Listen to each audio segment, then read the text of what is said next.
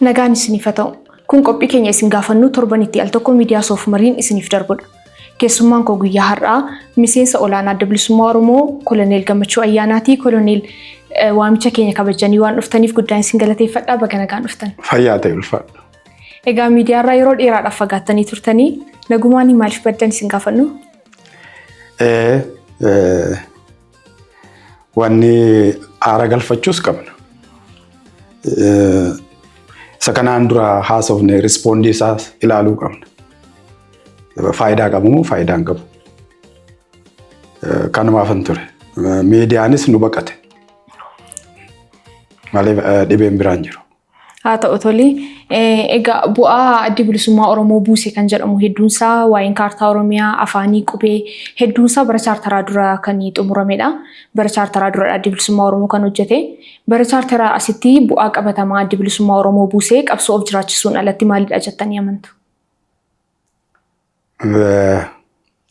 Gaaffii irraa akka agaa kun ka guddachaa deemudha. Gaaffiin Adda Bilisummaa Oromoo bilisummaadha. Bilisummaan kun daangaa qofa miti. Bilisummaa ilma namaa, bilisummaa daangaa Oromiyaa, bilisummaa afaansaa, yaadasaa, Oromummaa.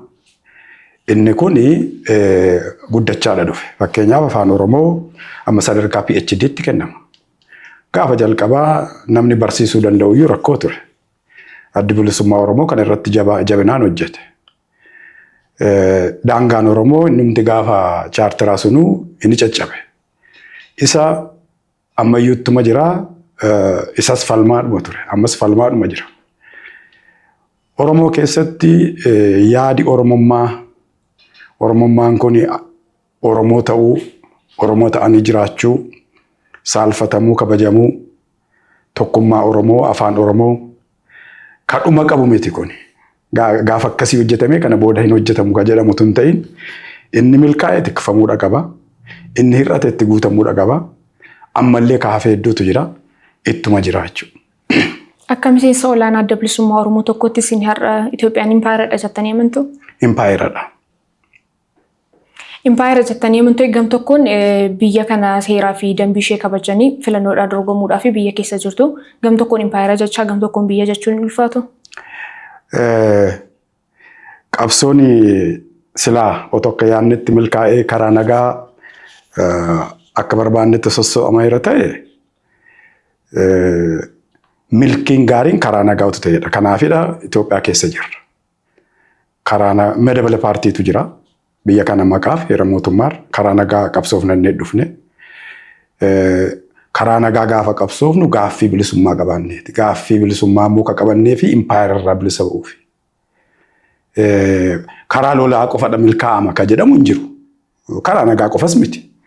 Yoo inni karaa nagaa dadhabame biyyi kamuu loleeti bilisooma. Lolatee bilisooma. Kan otu ta'e immoo garuu milkii guddaan ka argamu karaa nagaa otu ta'edha. Amma inni rakkoo keessa jira garuu ittuma jirra. Malee impaayera keessadha jirra. Itoophiyaan weerartuudha Oromiyaaf. Tole amma Addi Bilisummaa Oromoo qabsoo yeroo eegalu wallabummaa Oromiyaa fi bilisummaa Oromoo kabachiisuufidha.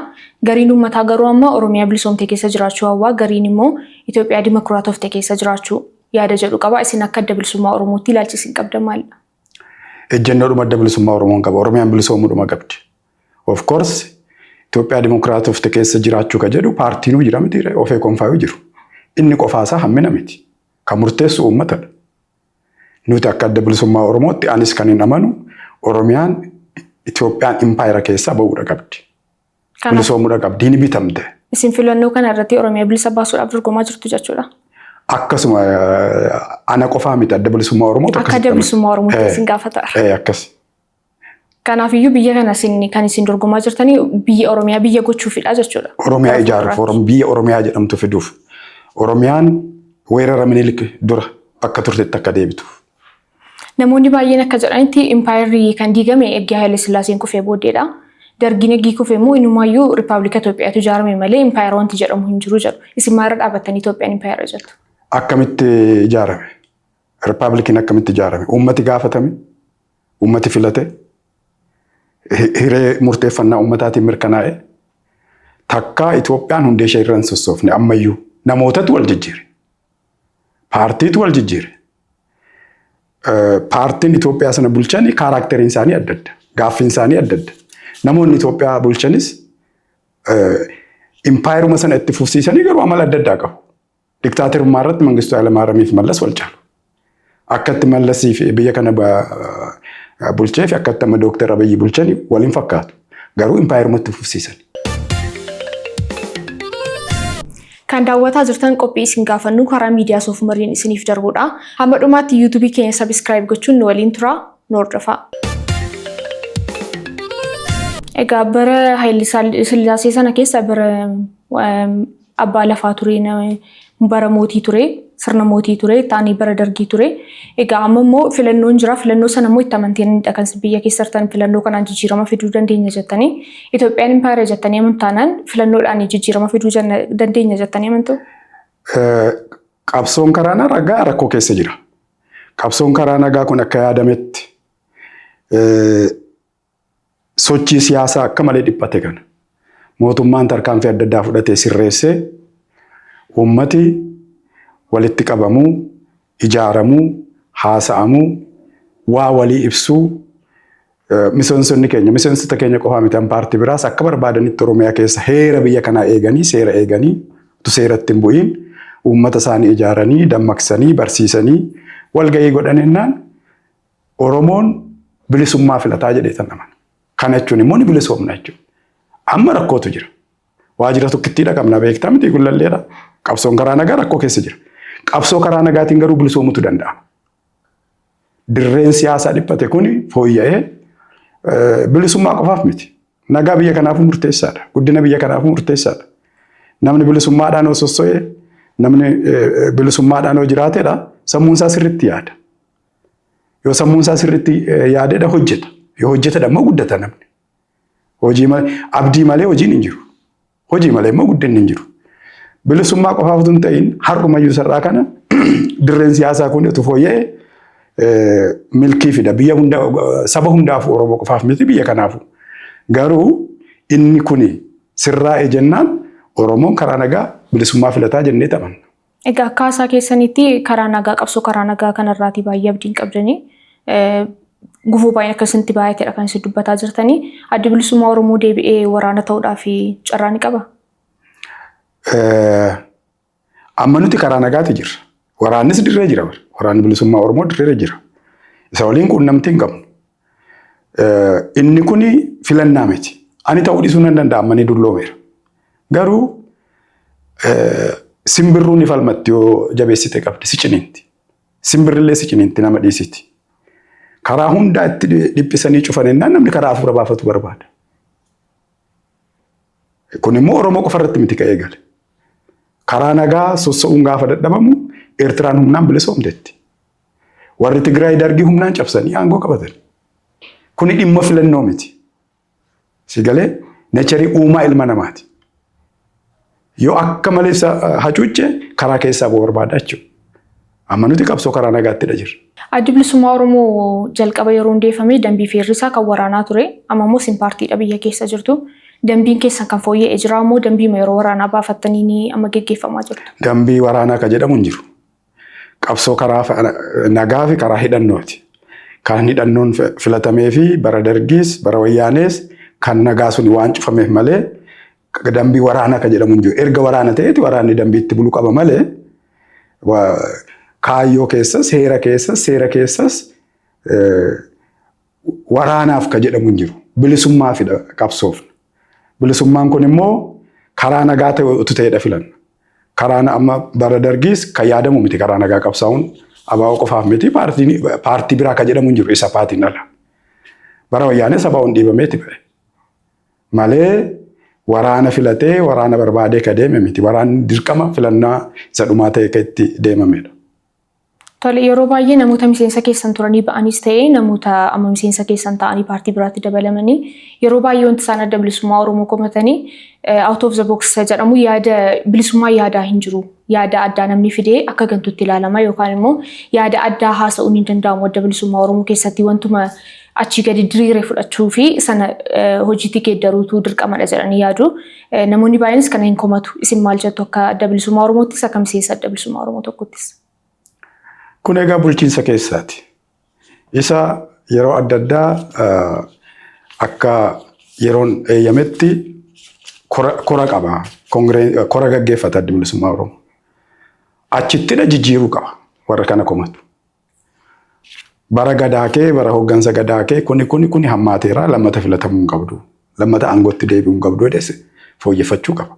Namni akkas jedhan hoo jiraatan. Yaada addaa akka jedhamu fakkeenyaaf amma anaaf ifa miti gaaffiin kee. Bilisummaadhaan dhaloota inni miseensa keenya ta'uu hin danda'u. Hin fudhannu anis hin fudhadhu jechuudha. Istiraateejiin akkam ta'uu qabaa? Qabsoon akkamitti guddata akka jedhu namni yoo yaada fide immoo fakkeenyaaf yoon ani hooggana ta'e bara gadaa koo kana kuni hamminatu jira ta'e kora isaatti aanu irratti kana irraa harcaasta jechuudha. Warri kun akka aangootti hin deebine goota. Falli biraan jiru. Kuni OLF keessatti qofaa miti. Paartiin hunduu kora gaggeeffata. Gadaa isa darbe irratti hir'ina jiru gabaasa dhiyaata. Riippoortiitu jira. Hamminatu dhalateera jedhamee qeeqamee kan seeraan gaafatamus yoo jiraate seeraan gaafatameeti isa itti aanu irratti fooyyeffata jechuudha. Malee yoo kana ta'uu baate hamiidha. Ani immoo hamiif deebiin kennu. Tole amma kanaan duraatti kora gaggeeffame irratti wanta akkasii mudatee beekaa yookaan carraan waan akkasii namoonni yaada kaasanii kennuu si mudatee beekaa? Amma korasa Eertiraatti isa gara dhumaa kana ta'e irratti hirmaadheeran. Siigalee namni tokkoyyuu OLF keessatti yaada naman dhaggeeffattanii jedhee kaasee hin jiru. Nageenya achuma hin jira. Viidiyoon isaa jira guutuun isaa. Namni kaasee hin jiru.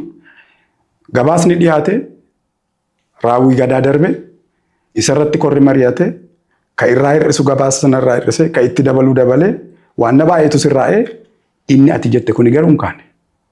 Inni kanaan ala yoo ka'e immoo hamiidha jechuudha. Hamattuun immoo waaqa ishee hamatti. Tole kora gaggeessuu irratti akka boordii filannoo biyyaalessaatti waggaa 3 paartiin tokko biyya keessa jiru kora gaggeeffachuu qaba. Addi Bilisummaa Oromoo waggoota 5 ol kora gaggeeffateetiin natti fakkaata. Inni kun filannoo irratti akkam dhiibbaa irratti hin qabu kora maaliif hin gaggeeffateen turtan? Dhimmi isaa seeraan qabame waan jiruuf hammatuun kanarratti yaada kennuu baadhe. Wal dhabdeen keessaa waan jiruuf gara seeraa deemee sichi murtii argata. Tole wal dhabdee keessaa sana egaa miidiyaa irratti haasoo yoon barbaanne isin dirqisiisu. Garuu Addi Bilisummaa Oromoo filannoo dhufu irratti hirmaata haala kanaan? Asitti ani waggaa 5 har'aa moo waggaa 6 har'aa waan kana haasa'een ture. Miidiyaa tokko irratti afaan Amaaraatiin natti fakkaata. Addi Bilisummaa Oromoo maal akka murteeffatu hin beeku anisichi. Dura rakkoo isa keessa isaa furachuu qaba. Filannoo dhumti hin barbaachisu hin jedhamu. Biyya kana keessatti filannoon biyya kanaaf amma hin barbaachisu. Yeroo hundaa otoo hin ta'in amma hin barbaachisu. Amma haasa'anii taa'anii mootummaa dhumti nama jiru kun mootummaa akka ta'etti taa'ee rakkoo biyya kanaa haasa'anii dura furuutu barbaachisa. Amma filannoo gochuun hin danda'amu. Faranjii gammachiisuu fakkeessuuf maallaqi biiliyoonaan itti dhangala'uu hin qabu. Kanaaf jedhamee namni walitti bu'ees namni hidhamuu ajjeefamuu hin qabu. Amma naannoo Amaaraatti gaggeeffamuu danda'a filannoon. Fakkeenyaaf filannoo darbe irratti naannoo Amaaraatti mootummaan kun sirriitti mo'ee jechuudha. Akkasitti namana. Naannoo Amaaraatu hunda caalaa filannoo sirnaa gaggeesse mormitoonni illee lakkoofsaan hin beeku malee paarlaamaa seenaniiru. Dorgomanii mo'anii naannoo Amaaraatti. Finfinneetti illee mo'ee mootummaan kun. Oromiyaatti garuu dorgommiin hin turre. Jira. Abaawoon hirmaateera, Kaafaawwan hirmaateera. Eenyu hirmaate an biraa akka dorgomu. Naannoo Amaaraa Finfinneetti garuu ni mo'ee dorgomeedhuma mo'ee mootummaan kun jechuudha. Amma immoo naannoo Amaaraa iyyuu hin jiru filannoon ta'uu hin danda'u lolatu jira. Eela filachuufati sammuu bilisummaatiin yaaduu qabda. Kasi sodaachisu jiraachuu hin qabu. Kasi doorsisu jiraachuu hin qabu. Nani dhamaa laata akkasan ta'a laata itti yaadda'uu hin qabdu yaaddoo keessaa ba'uu qabda. Amma waan baay'eetu walitti dabalamee biyya kana rakkoo keessa seensise lolatu jira. Akka Tigraay mootummaan kun jiru quba qabda. Miti mootummaan boordiin filannoo TPLF hin beeku dheeraa TPLF immoo ammayyuu gadda ibsa baasaa turan bara. Walgahii godhatanii nan jiraa jedheeraa waraana qaba. Ansaan immoo addayyuu. Waraana guddaa qabu waraana mootummaatiin walgitu. Hidhannoo mootummaatiin walgitu qabu. Tigraay filannoon gochuun hin danda'amu jechuudha. Amaara keessatti filannoon akka yeroo darbeellee godhamuun hin danda'amu. Oromiyaa keessa lolatu jira. Qaala'insa jireenyaatu jira. Hojii dhabuutu jira. Sabaaf sabatu walitti bu'a. Lolli kun iyyuu firoontiin isaa hin beekamu. Sabaaf sabatu walitti bu'a. Ka hidhatee jirutu mootummaa wajjin wal lola. Eenyutu eenyu akka loluyyuu bakka tokkotti hin beekamu. Kanaaf ani ABO'n filannoo irratti hirmaatamoo hin hirmaatu otoo hin ta'in filannoon hin barbaachisu jedha. Filannoo dura biyyi kun teessee mari'achuu qabdi. Mari'attee rakkoo ishee furachuu qabdi jedhee tan amanaa jiru. Egaa hin barbaachisu jettanii yaada keessanii ibsitanii jirtu. Garuu filannoon biyya kana keessatti waggaa 5 waan adeemsifamuu fi adeemsifamuun isaan oolu. Yeroo adeemsifamutti immoo marsaa lama walitti aansee dhaabni hirmaatiin hafe tokko akka seera boordii filannootti hin haqama. Akka paartiitti biyya kana keessatti ni ilaalamu. Tarii akka carraa akka mijattan kanatti yoo hirmaachuu baattanii addi bilisummaa Oromoo carraa haqamuu qabu yoo kun haqamee akka seenaatti isiniif maaltu isinitti dhaga'ama dhaloonnoo maal jedha isa kanarratti? Amman yaada kun ibse malee addi bilisummaa Oromoo ni hirmaatu hin beeku. Ani miseensa waan ta'eef hooggantoonni gaafa yeroon isaa ga'u miseensa nutti mochu. Amma yaada dhuunfaa kun sitti hime filannoon hin barbaachisu kan hin jedhe malee OLF hirmaachuuf murteesseera moo dhiisuuf murteesseera haga wanaa waan nutti himamee jiru miseensatti. Hoogganoonni murteessanii gaafa yeroon isaa ga'u miseensaaf ibsu jechuudha. Kun qophii keenya isin gaafannu karaa miidiyaa soofumariin isiniif darbaa jirudha. Keessummaan keenya guyyaa har'aa Koloneel Gammachuu Ayyaanaati. Yaada qabdannuun gaa qophii keenya xumuraatiin waliin tura. Tole gara Eertiraatiin isin deebisa. Yeroo baay'ee hayyu dureen adda bilisummaa Oromoo Eertiraan iyyuu nu cabsuu hin dandeenye jedhu yeroo haasaa taasisanii akka miseensa adda bilisummaa Oromoo tokkotti akka gameessa tokkotti akka nama yeroo dheeraadhaaf adda bilisummaa Oromoo keessa ture tokkotti hariiroon adda bilisummaa Oromoo fi Eertiraa maalidha? Eertiraan maaliifidha kan adda bilisummaa Oromoo cabsuu barbaaddu turte yeroo sanatti? Egaa ati afaan isaaniin beektu biyya sanaa namni haasa'u pirezidaantichuma miti miidiyaatti televezyiinii tokko qabu isarratti dhiyaate nama biraaf hin eeyyamamu. Inni federaalizimii Itoophiyaa morma. Bilisummaa dhiisiitii federaalizimiinuu ni guddatee jedha. Hagaanni addaan fagaatu laale. Nuti federaalizimii kanuu nuun ga'uu nuun barbaachisu nuti bilisoomuudha qabnaa jenna. Pirezidaanti Isaayyaas immoo kan isaan jedhani federaalizimiin kunuu sirrii miti jedhanii ifatti haasa'u. Bara Mallas irraa jalqabee jechuudha. Hin fudhannu. Akkuma durii sanatti. Dur ji'oogiraafiidhaan miti bulchiinsi. Wallaggaa kutaa Wallaggaa jedhaniiti Beenishaangul keessa jira, Oromoo keessa jira, Shinaashaa keessa jira, saba hedduutu jira. Oromoon qofaasaa bari gaafas kutaa tokkoyyuu hin qabu. Kutaa Harargee jedhaniiti Somaaleef Oromootu jira, Harariitu jira. Akkasitti ta'uu qaba. Ji'oogiraafiidhaan malee akka federaalizimiin saba irratti hundaa'e kun ijaaramuu hin qabu. Afaan saba ka jedhamu kun sirrii miti jedheeti morma. Bilisummaan immoo isarraayyuu fagoodha. Kan ammoo gaafa achitti nuti itti dhadhagne waajirri achuma jira gaafa nani achi dhaquyyuu waajirri adda bilisummaa Oromoo dhoksanii immoo miti. Dhoksanii waan wanni godhanu hin ta'in nuti Oromiyaa bilisoomtuun barbaannu jedhani. So nuti lafa isaanii barbaanne jechuudha. Malee isaan bilisummaa keenya akka deeggarani maaliif isaan immoo advaanteejii isaaniif nu barbaadan. Wayyaanee loluu barbaadu nus loluu barbaanna. Walitti hirkanne jechuudha. Malee waan dhoksee haasa'een qabu federaalizimiin saba irratti hundaa'e kun hin ta'u jedhaan nuti immoo sarraayyuu fagoo bilisummaa gaafanna. Addaan bahiin keenya dheeraadha jechuudha.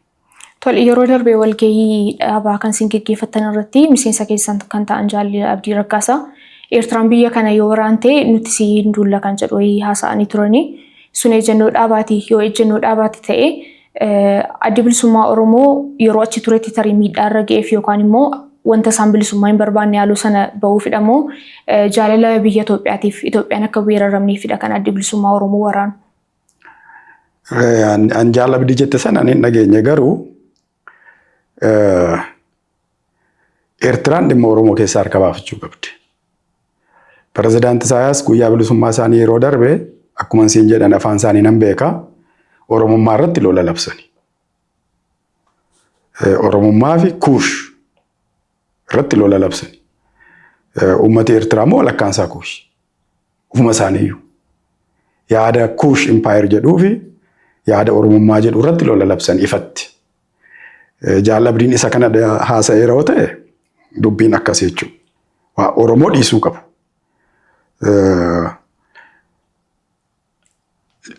Qaamaan fizikaalii garuu amma lola Oromoo irratti Eertiraan gochaa jirtu ani quban qabu.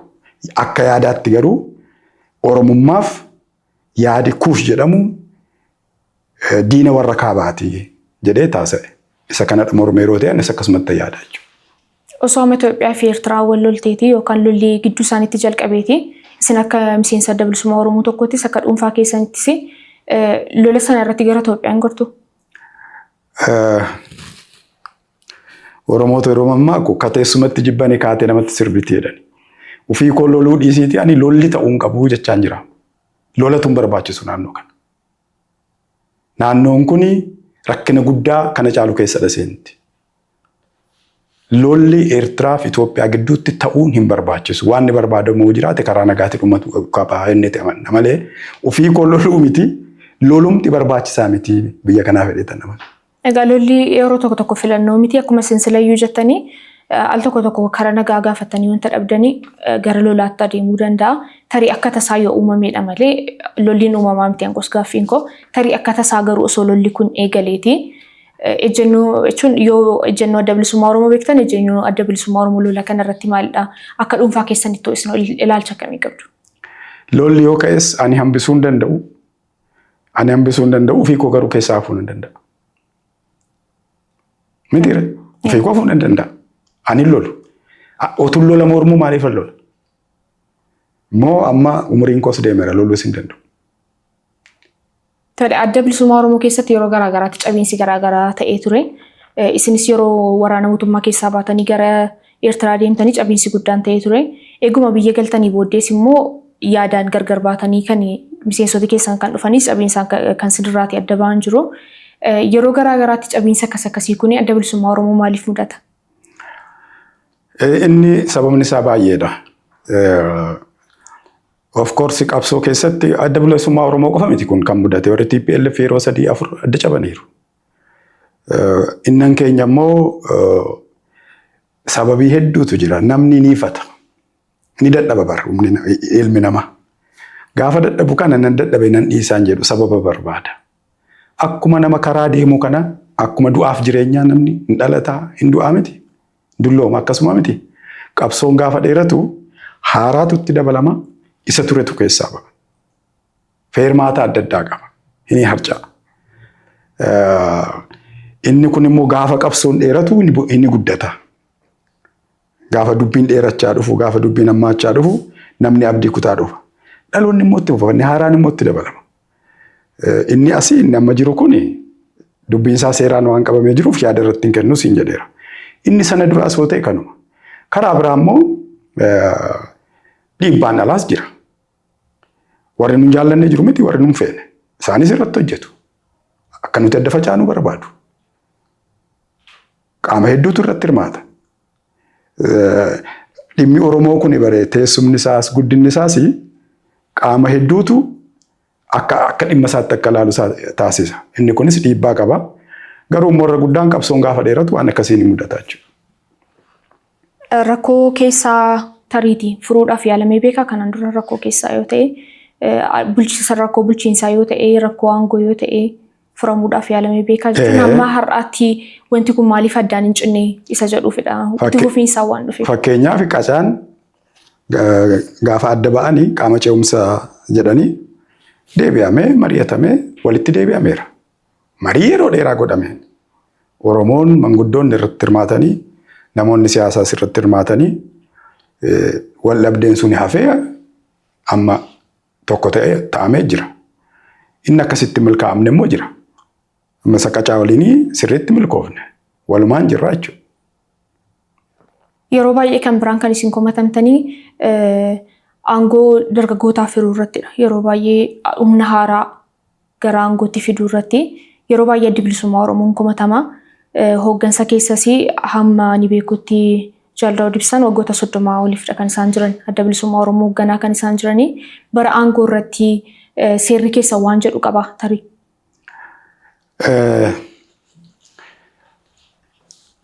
Qooduu ka jedhamu qabsoon rakkoodha. Akka reeshinaatti kan namaa qooddu miti. Namni rakkoo kana fudhatee dhufuu qabaachuu. Fedhii isaatiin miseensa adda bilisummaa Oromoo ta'uu kan danda'amu fedhiidhaan. Humnaan namni ta'u hin jiru. Rakkoo kana fudhatee dhufuu qaba dargaggeessatti jettu kun. Gaafa dhufu immoo abbaan aangoo qooduu danda'u hin jiru adda bilisummaa Oromoo keessa namni tokkoyyuu. Waggaa afuriin shaniin yeroo adda addaa wal caala yeroonsaa koratu gaggeeffama. Kora kanarratti gumii sabaa fi shanee gumiitu filatama. Koratu filata jechuudha. Yoo korri hin filatiin jaarsa haa ta'u dargaggeessa karaa itti aangootti dhufuu hin qabu. Korri immoo raawwii bara darbe ani hojjedhe dandeettii koo murannoo koo waan inni ani buusuu danda'u gara fuulduraatti ilaaleeti filata. Ifatti godhama korri kun. Filannaan gaafa gaggeeffamu garuu icciitiidhaan. Kanaa achi karaan itti dhufan hin jiru. Daawud Ibsaa inni filatame kora darbe irratti. Amma gadaa lama jedhamee taa'eera. Isa amma biyya kanatti godhame kana irratti quban qabu yeroo san hin jiru beekta mana hidhaan ture. Korri tokko gaggeeffameera erga as galanii. Isa ammatti waggaa 5 jette sana isa irratti maal akka jedhan hin beeku. Garuu sana dura gadaa lama. Gadaa lama jechuun yeroo lama jechuudha. Akkasitti taa'aa ture. Moo amma dargaggoo baay'eetu jira. Hojii raawwachiiftuu keessa dargaggoonni turaniiru. Miseensa gumii sabaa keessa amma dargaggoonni hedduutu jiru. Tole akka ilaalcha keessanii yookaan akka ejjennoo keessanitti Oromiyaa biyya gochuuf dhamma yookaan isin falmaa jirtanii yeroo Oromiyaa biyya gootan kana keessatti sabaaf sablammoota biroo warreen Itoophiyaa keessa jiranii fi adda bilisummaa Oromoo akkamitti ilaalchisu?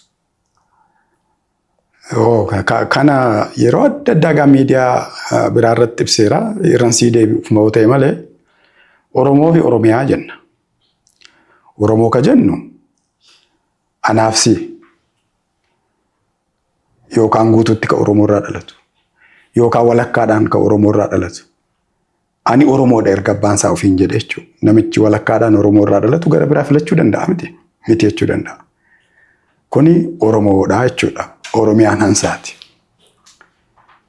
Oromiyaan immoo sababoota ammatti jettu kana ufitti dabalata jechuudha. Amaarri jira, Guraageen jira, hambiraas jiraachuu danda'a. Sabni biraas warri amma Oromiyaa keessa jiran. Isaan immoo lammii Oromiyaati. Oromoo miti garuu lammii Oromiyaati. Mirga biyya kanarratti mirga Oromoon qabu jechuudha. Akkasumatti amanna. Kan daawwataa jirtan qophii isin gaafannu karaa miidiyaa Soofumariin isiniif darbudha. Hamma dhumaatti YouTube keenya subscribe gochuun nu waliin tura. Nu hordofaa. Tole addi bilisummaa Oromoo yeroo qabsoo eegalee kaasee haga har'aatti yeroo keessa gaaffiiwwan isaa kan deebi'anii maal fa'aadha? Kan amma hammaatti gaaffii ta'ee jiru immoo maalidha isa jedhu gaaffiimtu ijoo adda bilisummaa Oromoo yeroo amma eeggii paartii ta'ee biyya galii booddee maalidha isa jedhu mee walitti qabaatiin itti hima? Gaaffiin jijjiirame hin jiru. Bilisoomuudha qabnaa biyya ta'uu qabna. Waan ni deebi'an immoo jiru. Akkuma jalqabate kaaftee daangaa amma jiru kana hin fudhannu malee Oromiyaa ka jedhamtu garuu jirti amma. Addunyaatu beekaa miti. Nuti daangaan Oromiyaa kana qofaadhaan jennu. Digiriidhaan taa'eera. Icciitota hin ta'in kaartaa ni argita miti adda bilisummaa Oromoo kaa'eera. Inni kaabaan, kibbaan, dhiyaan, bahaan digirii hagana irratti argama jedhamee taa'eera. Oromiyaan amma jirtu kun isan guuttu. Garuu Oromiyaa dhumti jedhamtu kun jiraachuun isheeyyuu gaaffii tokko deebisuudha. Afaan Oromoo, aadaa Oromoo, ijoolleen Oromoo afaan isheetiin barachuun kun deebii guddaadha. Waan baay'eetu deebi'a. Moo hagasuma immoo kaafee jiraachuu. Sigalee hagasuma kaafee jira. Bilisummaatu hafee federeeshinii keessattuu daangaan keenya kun sirrii miti. Amma federeeshinii keessa utu jirruyyuu, utu Itoophiyaa waliin jirruyyuu Oromiyaan amma jirtu kuni sirrii miti. Oromiyaa sirrii miti. Wallootti kaafee jira. Karaa Sumaalee kaafee jira. Keessumaa bara wayyaaneeti jalqabame beektu miti Harargee Baalee lafa isaarraa buqqa'ee karaa gama daangaa Sumaaleetiin. Beenishaangul illee Oromoo irratti duulte bara. Beenishaangul illee Oromoo irratti duulchisan. Amma kaka'umsa Beenishaangul miti kun. Kaka'umsa bulchiinsa mootummaa Ihaadigii ta'edha. Inni Sumaalees akkasuma. Waraana mootummaan ijaareetu Alshabaabiin loluuf deebi'ee Oromoo irratti duulee Oromoo lafarraa buqqise. Innumti heerri mootummaa Oromiyaadha jedhee beeke kuniyyuu hin cabe jechuudha. Karaa Moyaalee beektaa daangaan Oromiyaa meeqa akka fudhatte Sumaaleen kiiloomeetirii 300. Kiiloomeetirii 300. Kunoo Wallagga Ona Shanjaa faannoo qabatee jira. Isuma federaalizimii kana keessattuu siin jechaa jira. Innuu ni cabe. Moo gaaffiin keenya isa achi taa'u qofaayyuu miti. Kanaaf kaafe baay'eedha jechuufan jedha. Tole mee akka jettan osoo injifattanii adda bilisummaa Oromoo ni injifatee sana booddee bilisummaan Oromiyaa walabummaan Oromiyaa kabajamee bilisummaan Oromoos kabajamee akka paartiin keessan jedhutti osoo Oromiyaa biyya gootaniiti. Raayyaan Walloon kan isaan jiran naannoo Amaaraa keessadha. Daangaa sana akkam goote jechuun gidduu kana kan jiran naannoleen biraa jiru. Gidduu kana kan jiranii isa kana akkamittiin gara Oromiyaatti makuu yaaddu? Naannoon Oromiyaa keessa jiru ogaa naannoo Harariiti miti. Qofaatti naannoon biraan jiru. Naannoo Oromiyaadhaan marfamee jiru Harariidha. Isaan akkasumatti itti fufu akka fedhii isaaniitti. Akkuma Oromoon mirga hiree murteeffannaa qabu sabni kamuu mirga hiree murteeffannaa qabu. Waan daangaa immoo kileer goonee keenya irra nuti. Digiriidhaan addana as jennee keenya irra. Daangaa irratti bakka falmiin saba biraa waliin walitti jiru. Hiree murteeffannaatiin mirkanaa'a. Hiree murteeffannaa ati eenyu taataa'e bakka hunda miti amma. Amma fakkeenyaaf sulultaa jira falmiin hin jiru miti. Asallaa jira hin jiru. Daangaarra karaa Amaaraas haa ta'u. Karaa Sumaaliyaas haa ta'u. Daangaa uummati wal keessa makee waliin jiraatu suni bakki walitti bu'iinsa fidu hiree murteeffannaa uummataatiin mirkanaa'a. Yoo barbaade ani Sumaalee dhachuu danda'a. Yoo barbaade ani Oromoo dhachuu danda'a. Akkasitti wal dhabdee akkasii furraa jenna. Yeroo baay'ee waa'ee lafa tuulamaa fi qotee bulaa tuulamaa irra deddeebiidhaan dubbattu baay'ee quuqamtanii haasoftu. Maaliif irra deddeebiidhaan haasoftu waan kana nu ibsuu dandeessu? Oromoon Itoophiyaan Oromoonuma garboomfatte hundayyuu. Immoo bakka isaan teessuma godhatani. Asii ka'an miti kun Minilik fa'aa Shawaa kana asuma dhiyoo lafa nutti dhiyoo kanaa ka'an. Dura tuulama irratti duulani. Abbichuu fa'aa, Galaan fa'aa, Yakkaa fa'aa, Qaallitti irratti duulani. Walakkaan Oromiyaa kuni bari gaafa lola Adawaayyuu Itoophiyaa keessa kan hin seeniin jira. Fakkeenyaaf Booranni Itoophiyaan turre gaafa. Warra Kibbaa keessaa Boongaati achi. Boongaa jechuun lafa warra Kafaa, Kafichoo. Isaa achi bara Itoophiyaan turre. Atse Minilik lola Adawaa boodadha bara warra kanatti kaduule, Boorana fe'itti kaduule. Tuulama irra inni ture teessuma isaanii godhatanii Finfinneedhuma ilaalteetii tuulamni maal ta'e jettee ilaaluu dandeessa. Mee leeqaa nama Finfinnee fakkaatti. Uummati Wallaggaa Itoophiyaadhaan hin bitamnee jechaan jiru. Uummati Maccaa hin bitamne Itoophiyaadhaan jechaan hin jiru. Arsiin hin bitamne, Itu Humbanni hin bitamne, Sikoomandoo hin bitamne, Booranni hin bitamne Itoophiyaadhaan jechaan jiru. Miidhaanii tuulamarra gahe garuu adda. Si galee hanga dhiyoo kanaatti Ambabbaan gaafa du'u Bataskaana sin dhaqne bakka owwaalcha Musliimaa sin dhaqne tuujumni hanga umurii kanaatti ture bakka itti Oromoon owwaalamu. Jira akka warra tuulama. Ganda amma nuti jirru kana. Ganda amma Bataskaanni Mikaa'el jedhamu CMC jiru kana. Lafa warra Daadhii Burqaati. Lafti sun guutuun hanga dhaqee lafa Saamiti jedhan kana gaanitti fiigaan kun hunduu nama lafa qonnaa Daadhii Burqaati. Ilmaan sanyii warra Daadhii Burqaa keessaa nama tokko qofaatu kaaree meetirii 200 qabamu. Eessa dhaqa nama warri balballi Daadhii Burqaa sun jiru. Tuulamni Arsii weeraruudha dhaqe. Bakka dhaqu dhaqeetti baqate. Tuulamni Arsii jiru amma Arsii walii wal qixa miti lakkoofsisa. Lafa abbaasaa irraa fudhataniiti dhaqe jechuudha. Gaafa sana lakkoofsi uummataa xiqqaa waan ta'eef Arsiin Boorannis obbolaansaa Tuulamaa ofitti fudhatee lafa kenneefi jiraachise jechuudha. Hansaarraa immoo ni buqqa'e. Finfinnee kana ilaali. Finfinneen amma Amaarri persentii 65 oli. Gaafa biyya kana dhufanii qawwee Oromoo ittiin ajjeesan qofa qabatanii dhufanii. Baala tokko namni baatee dhufee jiru. warri Tigraay baala tokko Oromiyaatti hin finne. Amaarri baala tokko Oromiyaatti hin finne.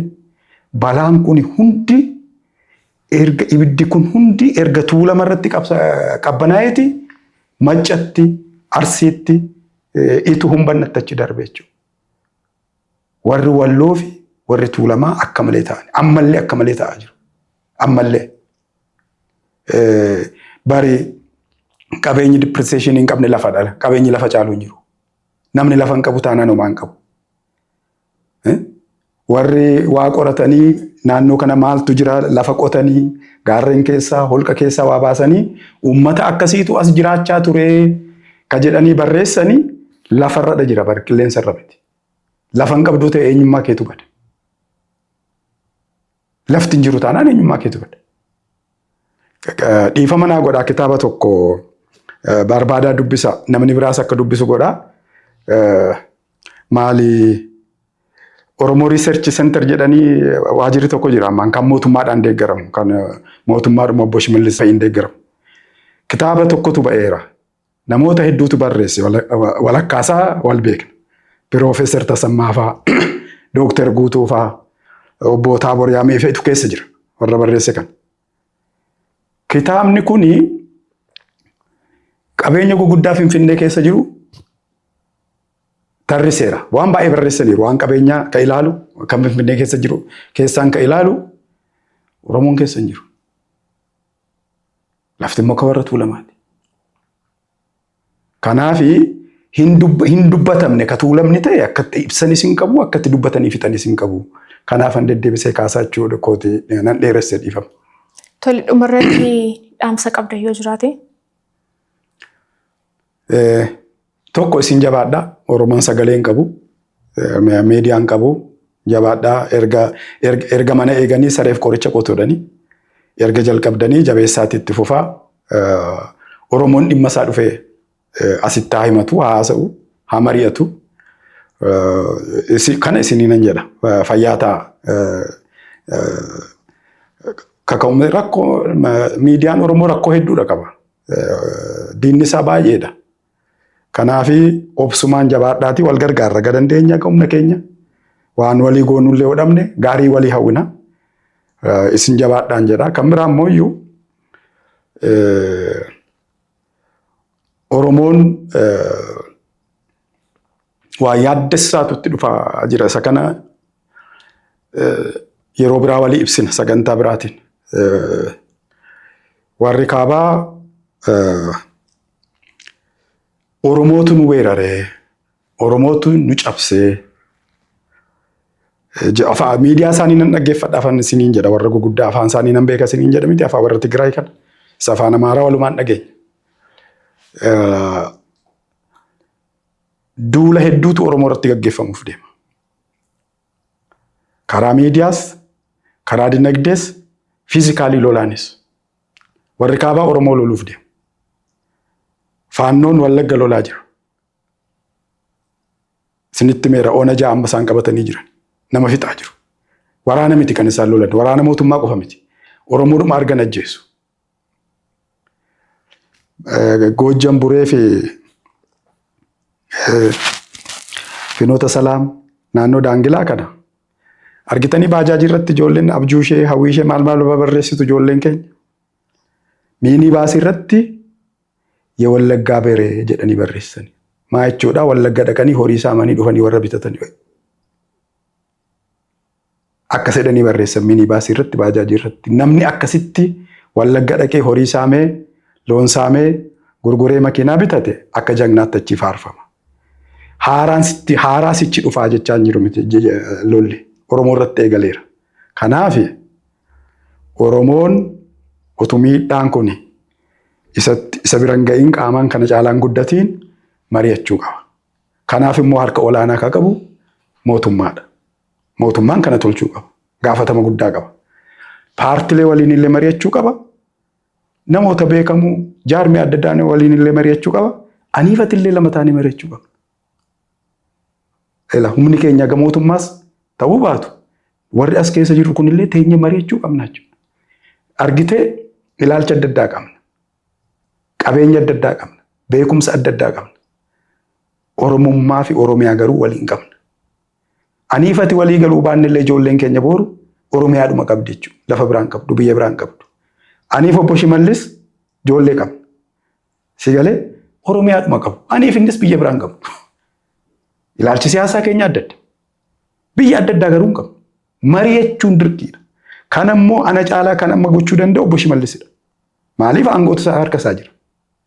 Kanaafi Oromoon walii obsee mari'achuu qaba. Yookaan miidhaa guddaatu irra gahaa jedheetan kan dhaamuu barbaada.